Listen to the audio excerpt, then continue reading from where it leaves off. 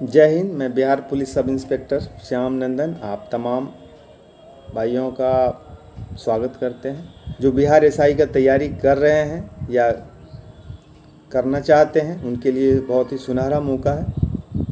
बिहार सरकार बहुत जल्द 2500 से 3000 के आसपास इसकी वैकेंसीज देने वाले हैं, तो आप सभी लग जाइए और इसके बारे में जान लीजिए कि ये क्या इसका सिलेबस है, कितने पेपर होते हैं। तो मैं बता दूं, इसमें पीटी, मेंस और फिज़िकल होता है।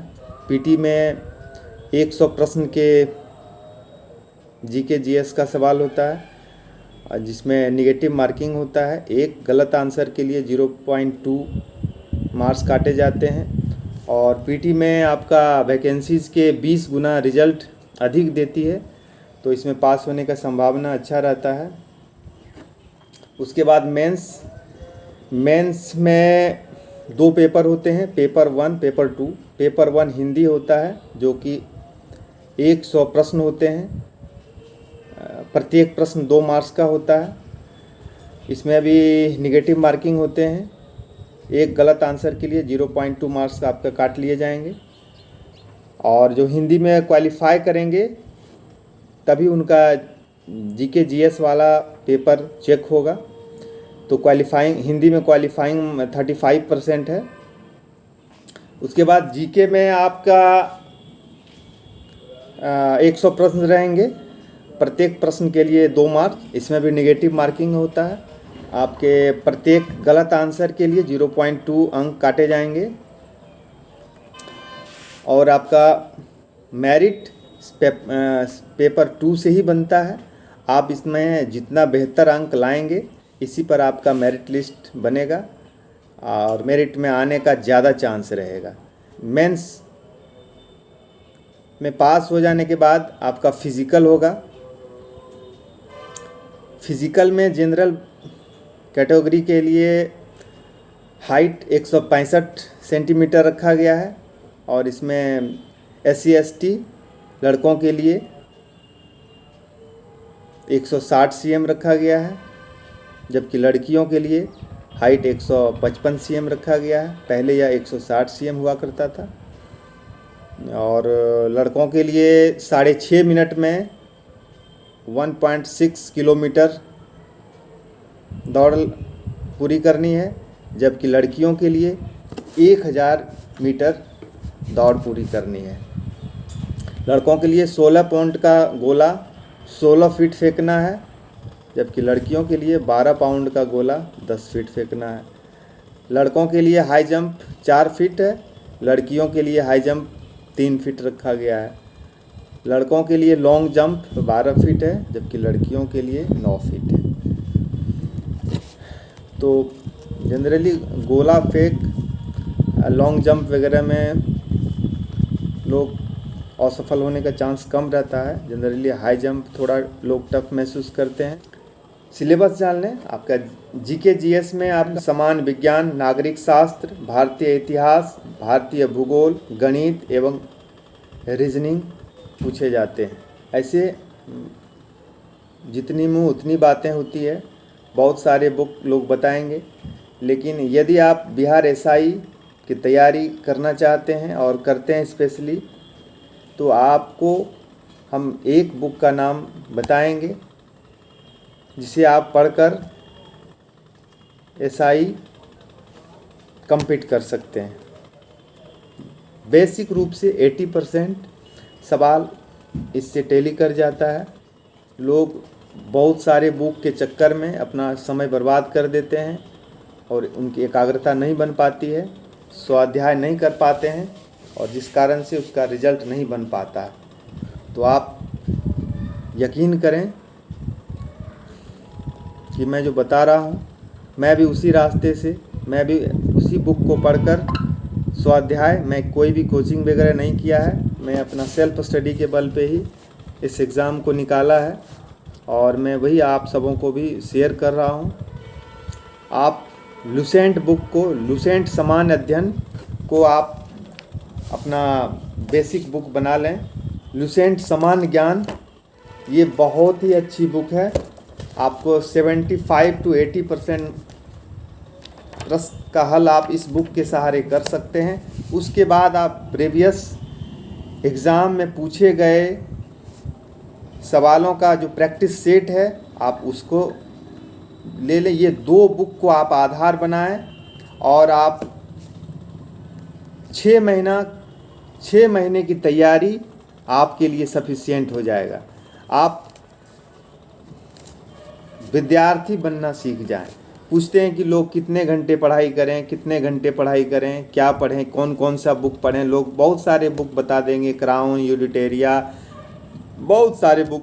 किताबों की कमी नहीं है, रणनीति की कमी के वजह से लोग असफल होते हैं। तो आप पहले सामान्य ज्ञान के लुसेंट बुक को अपना बेस बनाएं। ये बुक नहीं, ये जननी है। आप यकीन मानिए, अगर आप अच्छे से इसकी पढ़ाई आपने कर ली तो आपका रिजल्ट आना ही आना है। आप बस 2 बुक अभी पढ़ें, एक सामान्य ज्ञान लुसेंट और प्रीवियस एग्ज़ाम में पूछे गए प्रश्न के सेट बनाएं आप। लेकिन एक चीज़ ध्यान रखें, आप सेट को गंदा ना करें। करते क्या है कि लोग सेट में ही अपना टिक लगाते जाते हैं। आप सेट बनाएं, सेट को पूरी तरह आप उसका न्यू जैसा ही रखें। आप पहला सेट बनाएं तो आप 10 मार्क्स 15 20 जो भी लाएंगे, और फिर उसका जो गलत आंसर हुआ या जो आप तुक्के से बनाए उस सारे उसके आंसर को पढ़ें। और इस तरह से आप फिर से उस सेट को बनाएंगे, एक सेट को 2 बार 3 बार 4 बार बना लेंगे। और जब आपका सेट में 100 में अगर आप 80 या 75 प्रश्नों का सही हल कर लेते हैं तो समझिए कि आपका रिजल्ट आने वाला है। बस इतना ही है, आप इस पर आप अमल करें। हाँ, और एक और महत्वपूर्ण बात कि जीवन में आपने सुना होगा कि बड़ी लड़ाइयाँ जीतने के लिए छोटी छोटी लड़ाइयाँ हारनी पड़ती है। तो हमें हर एक आदमी के पास बहुत सारी लड़ाइयाँ हैं। आप दोस्तों के बीच में बहस करने वाली लड़ाई, नशा करने की लड़ाई, अनेक लड़ाइयाँ हैं। लेकिन उनमें से आपकी सबसे बड़ी लड़ाई आपने क्या रखा है, आपने क्या सोचा है। यदि आपका एग्ज़ाम पास करना, एसआई का एग्ज़ाम पास करना आपकी सबसे बड़ी लड़ाई है, तो बाकी लड़ाइयों को आपको हारनी पड़ेगी, बाकी लड़ाइयों को आपको इग्नोर करना पड़ेगा, तभी आप इस लड़ाई को जीत पाएंगे। और आप ध्यान रखें कि हम इंसान एक दिल और एक दिमाग को लेकर पैदा होते हैं। आपने ऑक्टोपस का नाम सुना होगा, जिसके पास 3 दिल और 9 दिमाग होते हैं।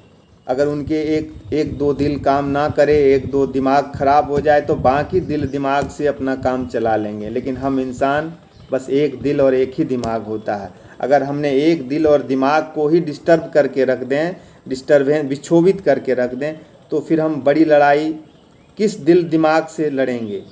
इसलिए अपने दिल और दिमाग को हमेशा तंदुरुस्त रखिए, हेल्दी रखिए, तभी आप अपनी बड़ी लड़ाई जीत पाएंगे। और आप छोटी छोटी बातों को इग्नोर करना सीखें, धैर्य बनाए रखें, हमेशा प्रसन्न रहें। और आप प्रतिदिन अपने शरीर के लिए, अपने मन और तन के लिए थोड़ा समय दें, योग और व्यायाम करें, और अपने लक्ष्य को आप हमेशा देखते रहें।